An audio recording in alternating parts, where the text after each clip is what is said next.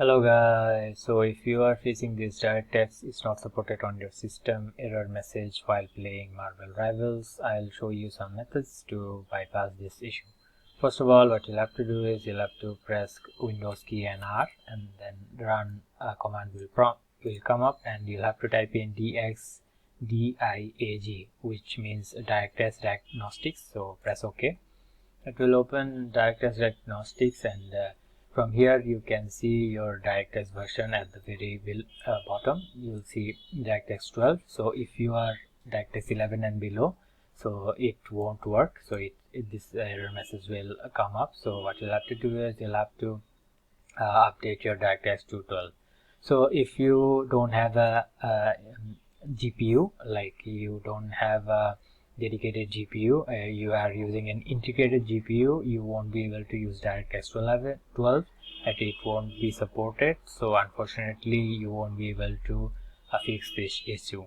So after that, what you can do is you can update your GPU drivers. So simply, if you're using NVIDIA, as I am using NVIDIA, so what we'll have to do is you'll have to go to open NVIDIA software that would be installed on your device. So after that, open the NVIDIA software. It will take some time, and simply search if they have any updates pending or not. So let me show you. So this is the NVIDIA software. So go to drivers, and then you'll have to see any game drivers ready or not. As you can see, I have one, so it is ready for installing. So simply install the game driver. So like this, you'll have to update all your game files. Also, you can check for Windows updates as well. So simply type in check for updates on your search tab, and go there, and the Windows will automatically check if you have updates or not. So simply update your Windows here as well.